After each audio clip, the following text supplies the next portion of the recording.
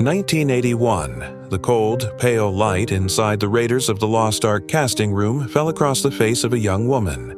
A face once adored by all of America. Maureen McCormick stood there, hands trembling, eyes sunken after countless sleepless nights. In front of her was Steven Spielberg, silent, observing, not saying a word. The moment stretched out like a song caught in its last note. Then he slowly handed her an orange. No explanation, no rejection. Just a simple gesture. Soft, but heavy enough to make her heart sink. She didn't get the part, but in that look, Maureen saw everything. The perfect little Marcia Brady, and the woman quietly unraveling beneath the mask of a golden past. As she walked out of that room, she understood the spotlight can fade, but sometimes, only in the darkness does the real self begin to emerge. Are you ready to uncover the story behind America's favorite smile? Don't forget to subscribe and dive into the whispers of Hollywood legends.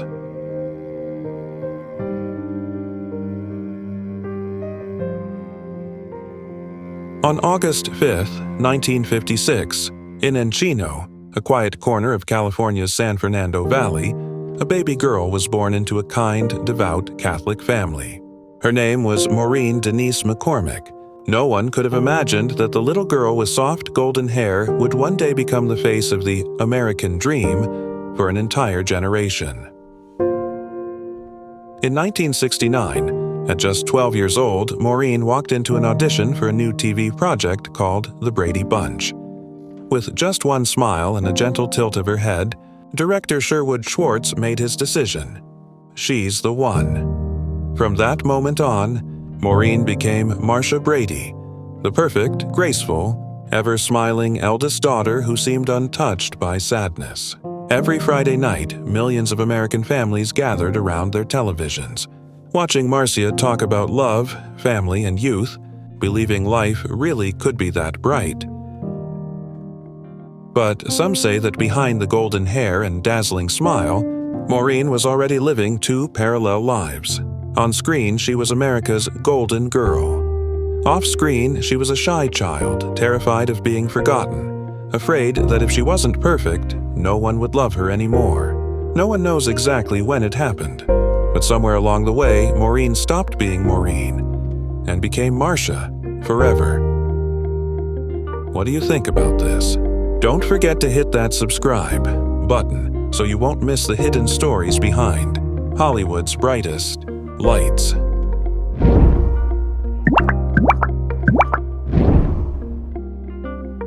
Some say the atmosphere on the set of The Brady Bunch wasn't nearly as sweet as it appeared on TV. Behind the flawless smiles and the laughter that filled American living rooms every Friday night, there were real tears shed quietly backstage. Maureen McCormick once admitted, Eve Plum, the actress who played my younger sister, Jan Brady, sometimes really hated me. No one knew exactly why. Maybe it was teenage jealousy. Maybe it was because Maureen was always seen as the brightest star among the young cast. Rumors say the two girls often argued, sometimes even got into physical fights behind the scenes, and their off-screen tension became the perfect inspiration for the writers who wove it into the show's storylines. There were even whispers that what existed between them went beyond simple friendship. No one confirmed it, but no one denied it either. Years later, when the Brady Bunch reunion was organized, only one cast member refused to attend: Eve Plum. People say it wasn't because she was too busy, but because some memories, no matter how faded under the studio lights, still feel too real to smile at again.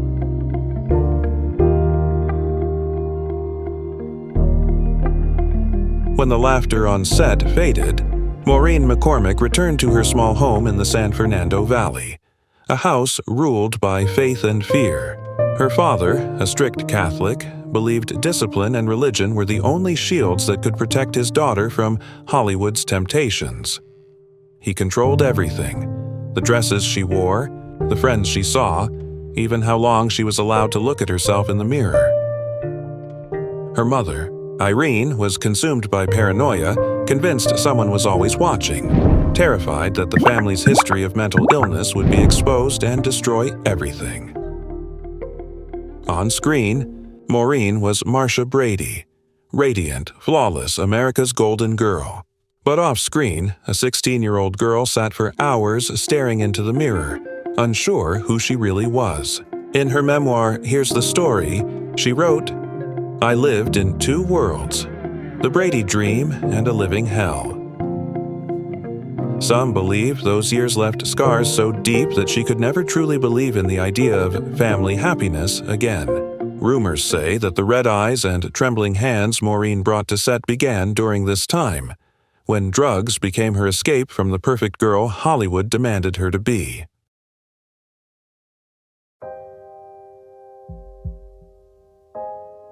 Late 1970s. Hollywood. While America still clung to the image of the happy Brady family, behind the scenes the cracks were beginning to show.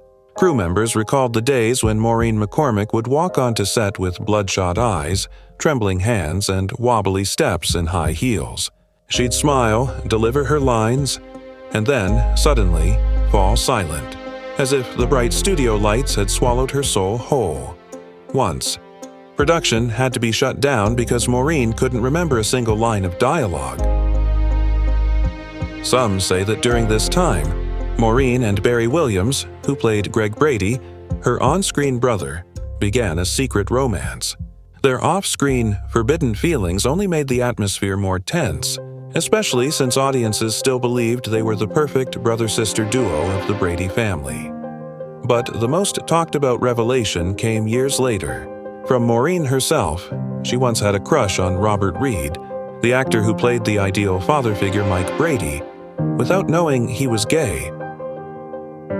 The Brady home may have seemed perfect on TV, but in reality it was a maze of tangled emotions, where love, admiration, and loneliness blurred together, leaving behind secrets that fans would whisper about for decades to come.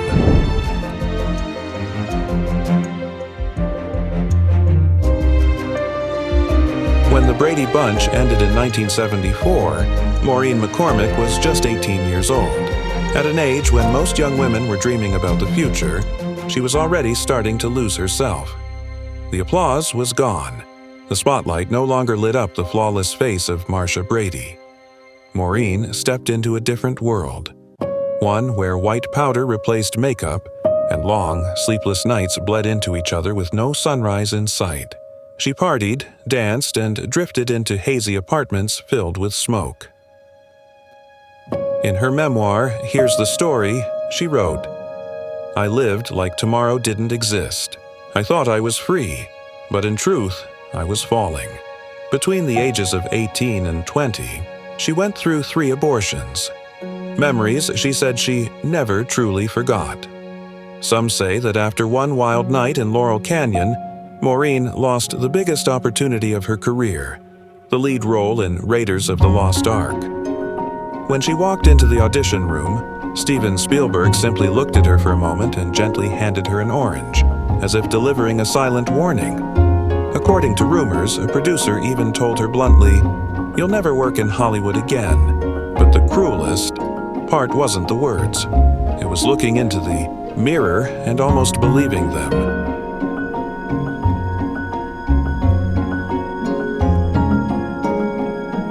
Hollywood is a place where stories are woven in light and swallowed whole by darkness. Rumor has it that during the depths of her addiction, Maureen McCormick was offered an audition for Midnight Express, a haunting film about the underworld and punishment.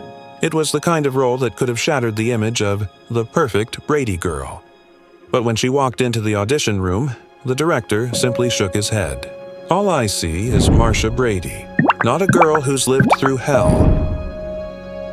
It was a cold rejection and a silent verdict. From that moment, Hollywood slowly began to close its doors to the face that once captivated America. Some say that during those darkest years, Maureen came dangerously close to ending everything. One rainy night, in a small apartment littered with empty bottles and half-burned cigarettes. No one knows for sure if the story is true, but friends claim they arrived just in time and found her nearly unconscious. After that night, Maureen disappeared from the spotlight. No dramatic goodbye, no official retirement. Just a once brilliant woman choosing silence, as if she wanted the rest of her life to drift quietly into the shadows, where no one would call her Marcia Brady anymore.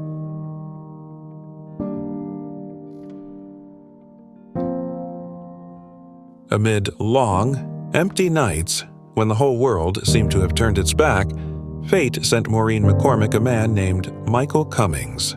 They met at a concert, and Maureen later recalled that the very moment she saw him, she thought, "That's the man I'm going to marry."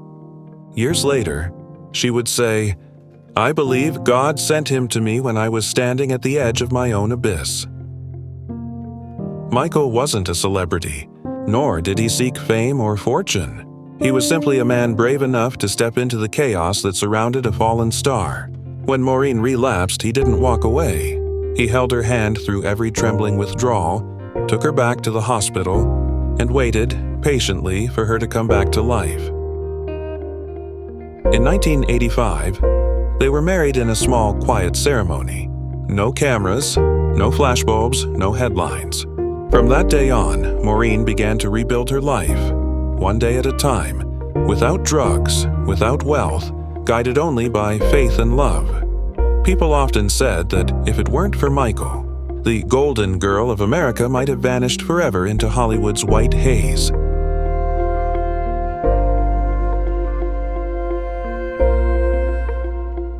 Hollywood, a place where the lights always shine bright, but the memories never fade.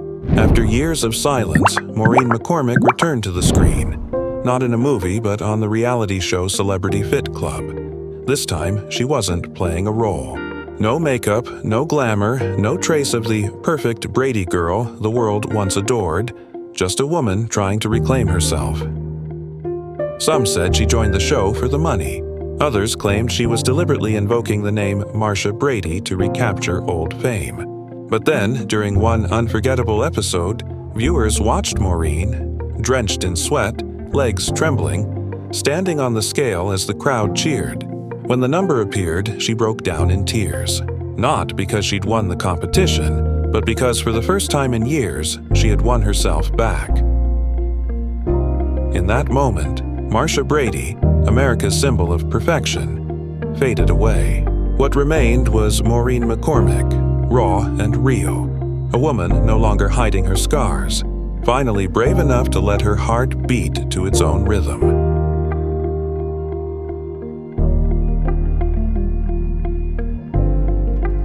In 1989, after years of battling addiction and darkness, Maureen McCormick gave birth to her first child, Natalie Michelle Cummings. She held her baby in her arms, tears streaming down her face. "I thought the nightmare was over," she said, "but sometimes the past still visits me in my dreams."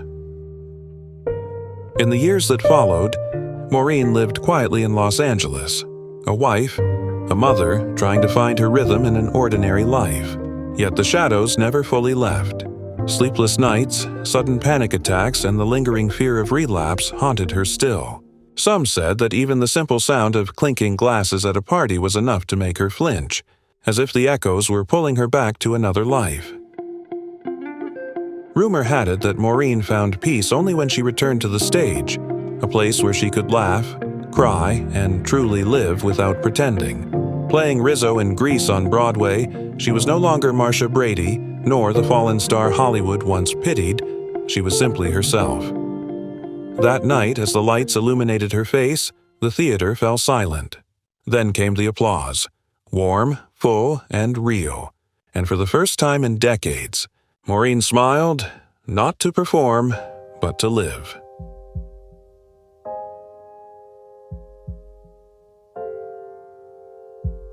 In 2019, when Maureen McCormick appeared on A Very Brady Renovation, the studio lights reflected off her golden hair, now softly touched by time. From the audience came the familiar chant, "Marcia! Marcia! Marcia!" the name she once longed to forget. But this time, Maureen simply smiled with quiet grace. "If it weren't for Marcia Brady," she said, "there wouldn't be the me you see today." After everything, Maureen no longer ran from her past. She had endured addiction, loss, and years of self-destruction, only to emerge on the other side with forgiveness, especially for herself. Some say Marcia was just a character, but many believe she was a piece of Maureen's soul left forever on screen. Proof that even when you fall into the lowest depths, you can still rise and smile again at the world, and as the lights slowly dimmed, a gentle glow lingered in her eyes, the light of someone who had once fallen but never stopped shining.